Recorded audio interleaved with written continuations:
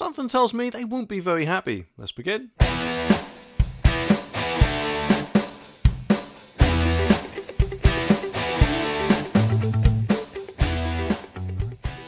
Now, of course, every 5 years we have one of these magical things called a general election, and this year obviously is no exception.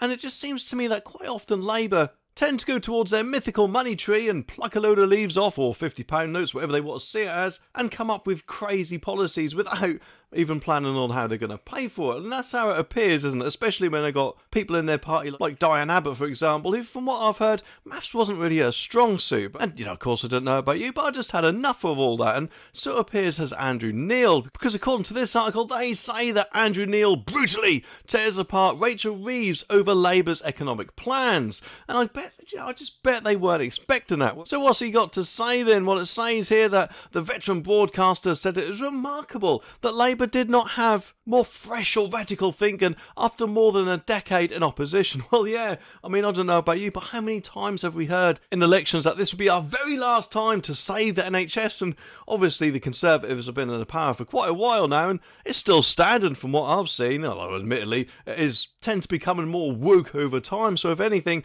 I think if they stopped all the woke crap and actually spent the money on what it's meant to be spent on, then surely the NHS would be much more better than what it is now, eh? Anyway, it goes on and says that Mr Neil, widely apparently regarded as Britain's toughest political interrogator, warned that the party would double down on current failed ways, which does appear to be the case more and more often, it seems, although unfortunately this time, even with Keir Starmer as their leader, they may slip their way through the back door of number 10, or maybe the front door in this case, and become the next party leading the country, which I don't know about you, but I myself am quite worried about that. But anyway, writing in his Daily Mail comment, Mr Neil said that Reeves will inherit record public spending, and she will add to it.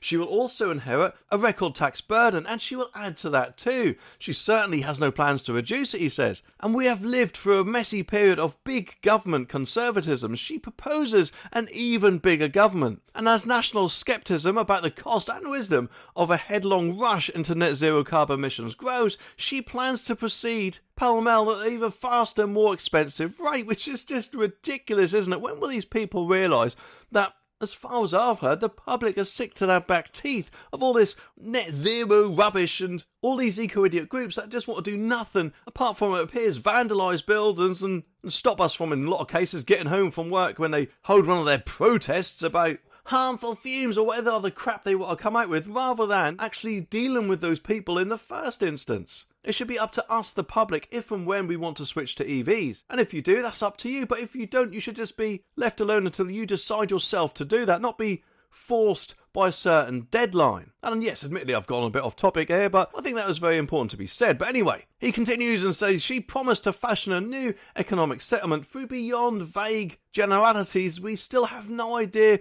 what that would look like, and a decade of national renewal. And above all, she heralded, apparently, a new chapter in British economic history, which apparently is shades of Thatcher again, in brackets that is. But in reality, she offered more of what we've had too much of already, which just seems to be Labour's plans, doesn't it? Raise the taxes in the vain hope to pay for any weird or wild plans that actually come up with in our manifesto, instead of hopefully not plunging us in to either another recession or increasing the national debt.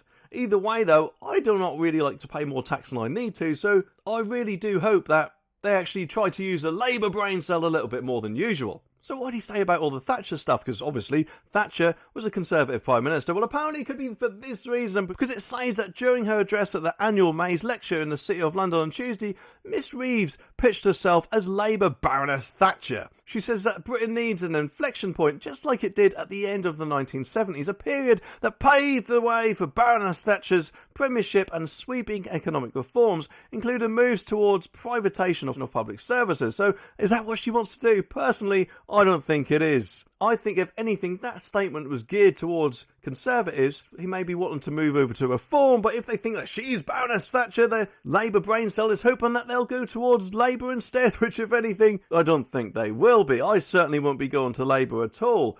I will be voting for reform, just like quite a lot of other people out there. And yes, I know a lot of people say that, well, if you vote for reform, then you get Labour. Well, actually, it's looking like we're going to get Labour already. And if anything, a vote for reform hopefully will send a big message towards the Conservatives to actually say, well, you actually really need to be Conservatives, not Labour Mark II. But here comes the worrying part, see if you can spot it in this sentence.